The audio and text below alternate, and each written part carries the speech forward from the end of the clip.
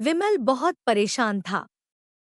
उसे समझ में नहीं आ रहा था कि वो इस परिस्थिति से कैसे निपटे। वो अपनी माँ को बहुत चाहता था, किंतु उसकी पत्नी और बच्चे उसकी माँ से बहुत दूर भागते थे, क्योंकि उसकी माँ की एक आँख नहीं थी। साथ ही उसकी कमर भी 90 अंश पर झुकी थी। वैसे वह अपना काम सब खुद कर लेती है, किंतु फिर भी वो उसकी पत्नी और बच्चों के लिए हमेशा खटकती है।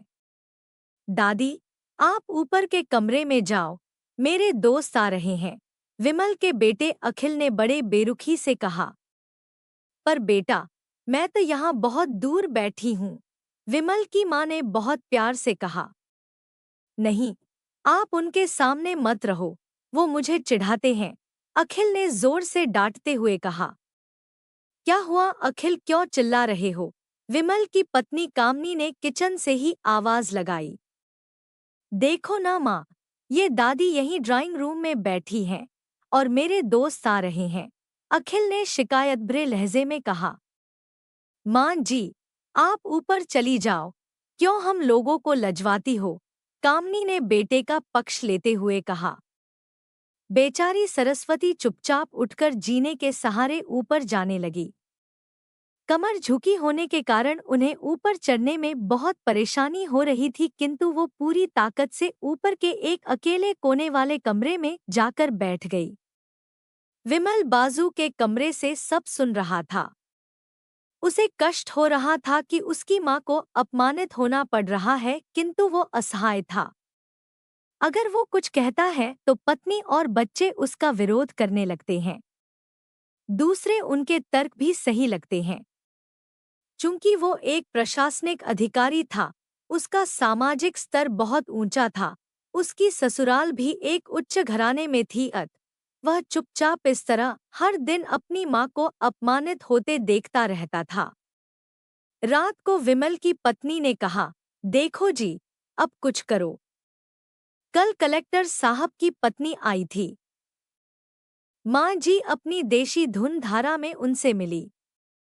मुझे बहुत शर्म आ रही थी बताते हुए कि ये मेरी सास है। मैंने कह दिया कि दूर की रिश्तेदार हैं, इलाज कराने आई हैं। विमल को रोना आ गया, किंतु फिर भी वह चुप रहा। उसे समझ में नहीं आ रहा था कि वो क्या करे। अपने बेटे की मन स्थिति को सरस्वती अच्छी तरह से जानती थी और बेटे को कोई कष्ट न हो इसलिए वो हर बात को चुपचाप सह लेती थी। विमल बहुत उदास रहने लगा। एक तरफ परिवार और सामाजिक स्तर पर जीने की प्रतिबद्धता थी, तो दूसरी ओर माँ। आखिर माँ से अपने बेटे की यह हालत नहीं देखी गई। एक दिन उसने अपने बेटे से कहा, विमल, बहुत दिन हो गए हैं, मैं अपने गांव जाना चाहती हूँ, मुझे वहां पहुंचा दो, मेरा यहाँ मन नहीं लाग रहा। किंतु माँ, वहां तो कोई नहीं है, तुम्हारी देखभाल कौन करेगा? विमल ने आश्चर्य से पूछा। अरे, सब गांव वाले तो हैं, और वो तुम्हारे मामा जी तो उसी गांव में रहते हैं, और फिर हम सारी व्यवस्थाएं कराएंगे ना। कामनी को तो जैसे मन की मुराद मिल गई हो। हाँ बेटा, बहू सही कह रही है, सरस्वती ने लंबी सांस लेते हुए कहा।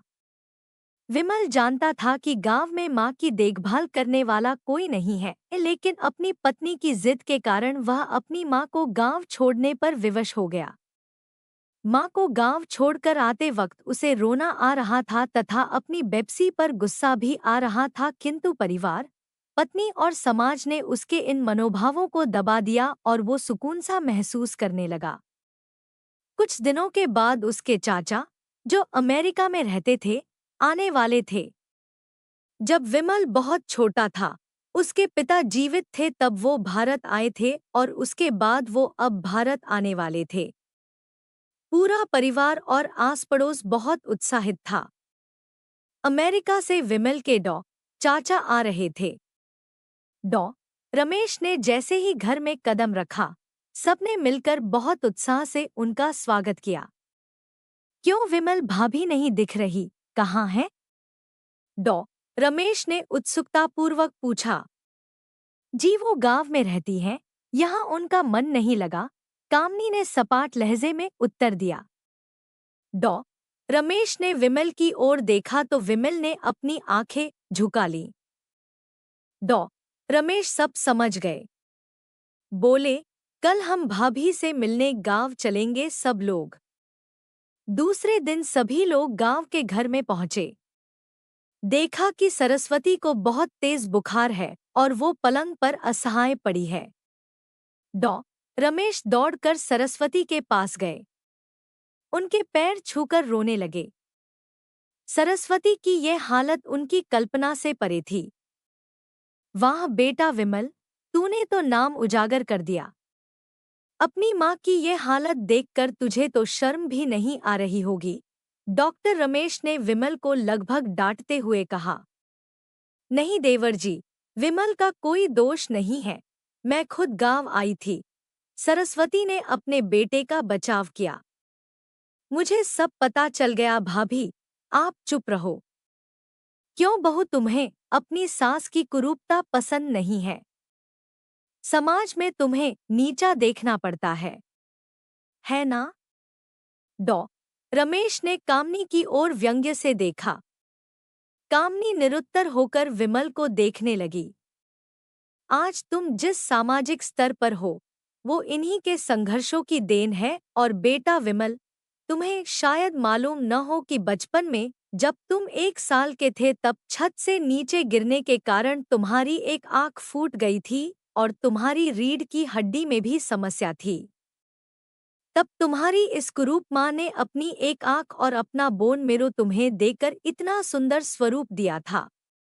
कामनी बेटा, इतने सालों तक संघर्ष करके बेटे को प्रशासनिक अधिकारी बनाने वाली इस संघर्षशील औरत की तुम लोगों ने यह दशा कर दी। तुम्हें ईश्वर कभी माफ नहीं करेगा। डॉ रमेश की आंखों से अश्रु जलधारा बह रही थी। अब भाभी, आप मेरे साथ अमेरिका जाएंगी। यहाँ इन स्वार्थी लोगों के बीच नहीं रहेंगी। डॉ रमेश ने सरस्वती से कहा। विमल को तो काटो तो खून नहीं था।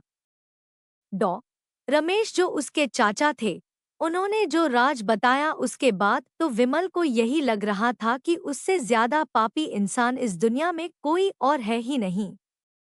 वह दौड़ता गया और माँ सरस्वती के कदमों से लिपट गया। माँ, मेरा अपराध अक्षम्य है।